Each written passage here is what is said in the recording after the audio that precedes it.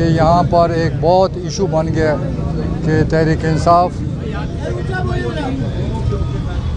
इंसाफ opposition government party से बैठने को तैयार नहीं है। बात ये हुई कि परसों रात अयाज सादिक ने फ़ोन किया कि कल मीटिंग है रात को 11 बजे।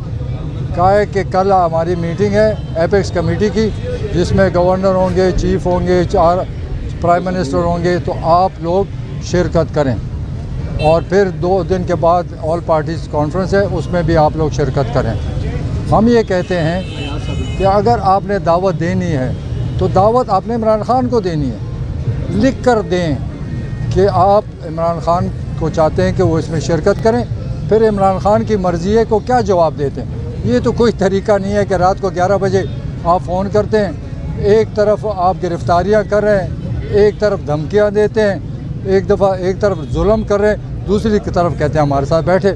हमारी तो एक ही पॉइंट है कि साफ शफाफ इलेक्शन कराओ और ये जो धमकियां और ये जो गुंडागर्दी हो रही है इसको ख़त्म करें। अगर इस पर बात होगी तो हो सकती है, अगर इस पर बात नहीं होगी तो ना हम ऑल पार्टीज़ कॉन्फ्रेंस में जाएंगे, ना इनके साथ बैठेंगे।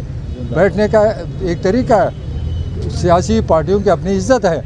इमरान खान एक बहुत बड़ा लीडर है, आप ये नहीं कर सकते कि रात को 11 बजे फ़ोन करेंगे कल आप मीटिंग में आ जाएं और फिर ड्रामा बना दें कि वो हमारे साथ बैठ नहीं रहा, मुल्क के ख़िलाफ़ है, मुल्क को नुकसान पहुँचे। मुल्क को तो आप नुकसान पहुँचा रहे हैं।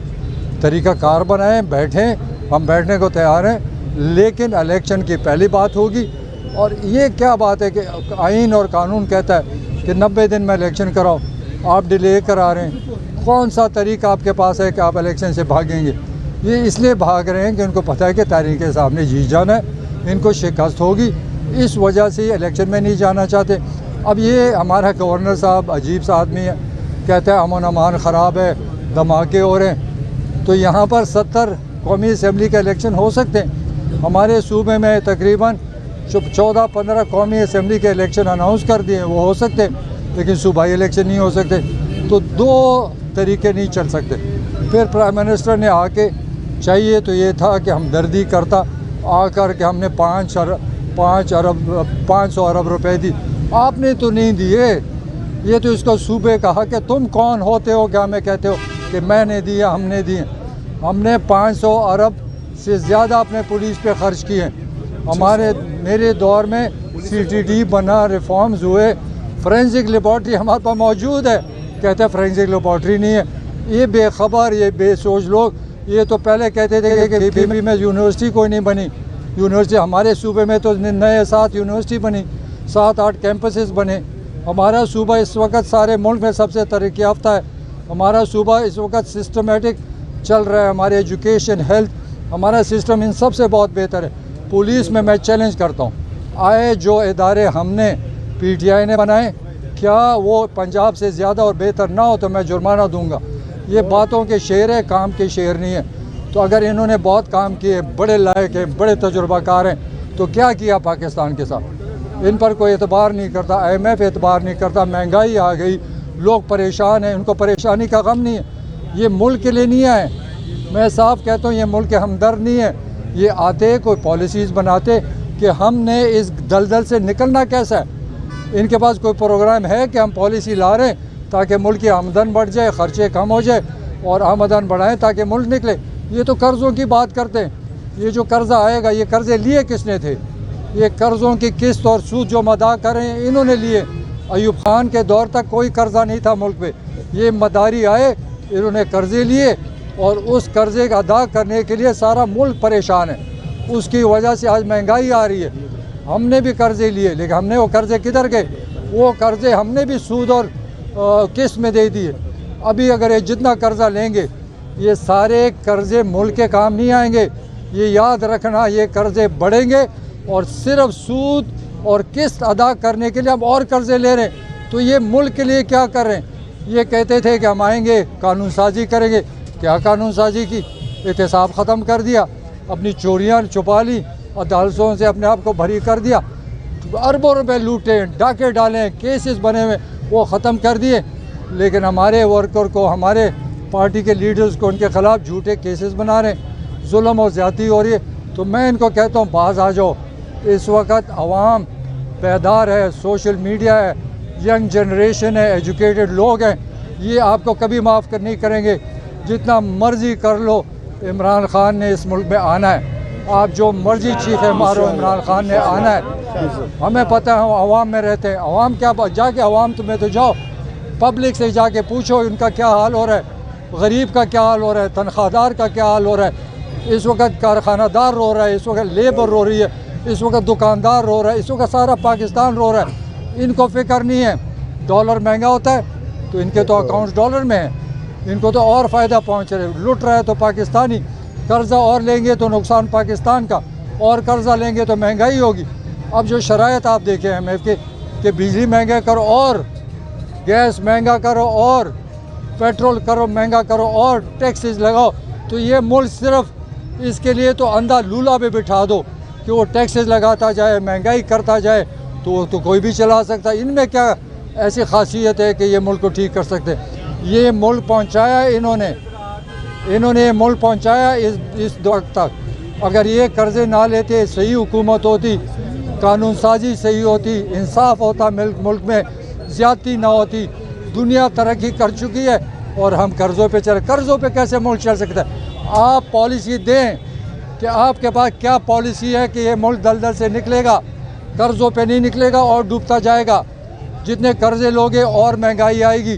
तो ये पॉलिसी दें कि हमने मुल्क के लिए क्या करना है, कारखाने कैसे चलाने हैं, आवाम को कैसे सीधे रास्ते पे लाना है, मुल्क ने तरक्की कैसी करनी है। कर्ज़ों से मुल्क तरक्की नहीं कर, कर्ज़े लेंगे, कर्ज़ों में किस्त देंगे और महंगाई बढ़ेगी और कर्ज़े भी बढ़ेंगे। तो मेरा ये ख्याल है ये फेल हो चुके हैं, इनके पास कोई रास्ता नहीं, इनको जाना पड़ेगा, क्योंकि अब केयर टेकर हुकूमत है। अब केयर टेकर हुकूमत का मकसद कि फेयर एंड साफ शफाफ इलेक्शन तक लेके जाना है।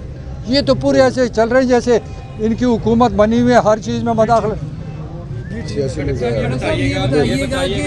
आपने अभी बात की है KPC के हवाले से, तो क्या ये समझा जाए कि पाकिस्तान तहरीक इंसाफ ने KPC में शिरकत में मशरूत कर दी है कि आपके खिलाफ जो कुछ हो रहा है इसको बंद कर देंगे तो फिर आप लोग जाएंगे? दूसरा एक और क्वेश्चन। नहीं, एक मिनट, हमने कोई मशरूत नहीं की, हम बिल्कुल बैठने को तैयार नहीं है।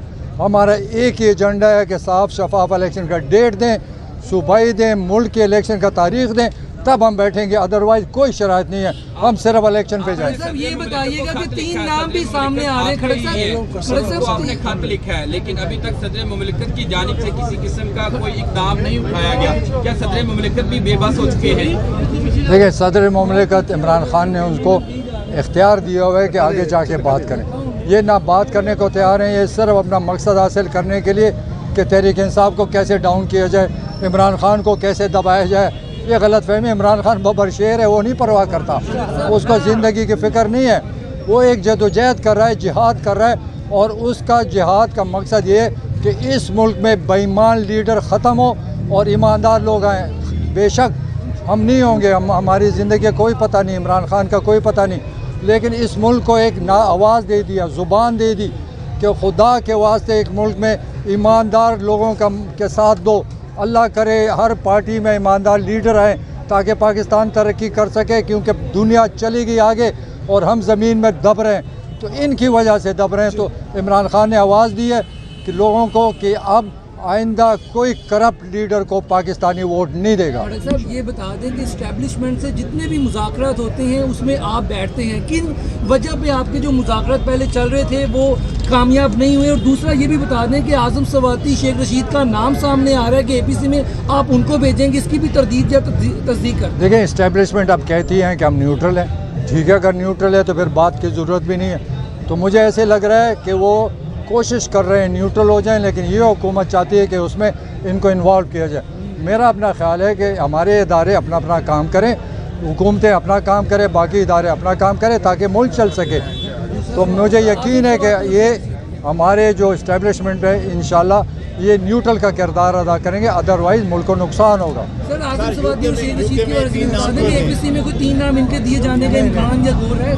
नहीं, मैंने तो नहीं सुना, अभी मैं खान साहब से मिला हूँ, कोई ऐसी बात नहीं हुई। अच्छा सर, अफरीज खटक साहब ये बताएं कि माजी में जब आपकी हुकूमत थी उस वक्त भी सियासतदानों पर मुकदमे होते रहे, मुख्तलिफ किस्म के मुकदमात होते रहे, और अब भी हम देख रहे हैं वही सिलसिला चल रहा है। आप क्या समझते हैं जो माजी में मुकदमात हुए राना सनाउल्लाह, दीगर जो लीगी अरकान थे या दीगर आपके अपोजिशन के अरकान थे उन पर हुए, उन पर मुकदमात पर क्या कहते हैं, वो गलत थे या उनको दुरुस्त कहते हैं, और आज जो हो रहे हैं इन पर क्या कहते हैं? देखिए, राना सनाउल्लाह एक दो मुकदमे ऐसे होंगे जिसको डिस्प्यूट कर सकते हैं, लेकिन बाकी जितने मुकदमे वो तो एहतसाब के थे, हमारे दौर से पहले के बने हुए थे। मेरे ख्याल में हमारे दौर में एक या दो मुकदमा एहतसाब में गया होगा, बाकी तो नवाज़ शरीफ ने इन पर बनाए, इन्होंने उन पर बनाए, वही चल रहे थे। हमने कोई किसी के ख़िलाफ़ कोई मुकदमा नहीं किया, एक दो को छोड़ के बाकी सब जो एहतसाब के मुकदमे थे।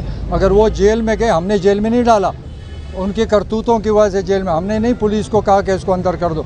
यहाँ तो जुल्म है कि गिरफ़्तार करते हैं, फिर FIR करते हैं, एक में ज़मानत होती है, फिर दोबारा उसका दूसरा मुकदमा करते हैं, तो ये कहाँ का इंसाफ है? कैसा मुल्क? ये बताइएगा कि अदालत में भी गए हुए हैं कि फौरी इलेक्शन किया जाए, कि आप समझते हैं कि अदालत बगैर दबाव के इलेक्शन कराने के लिए इलेक्शन कमीशन को तो वाज़ेह हदायत दे सकती है, वो भी इंतज़ार कर रहे हैं? नहीं, इंशाल्लाह हमारी अदालतों पर कोई दबाव नहीं, हमें उन पर एतमाद है कि वो सही फैसले देंगे और पाकिस्तान के लिए देंगे और आइन के मुताबिक देंगे, मुझे कोई शक नहीं है। शुक्रिया।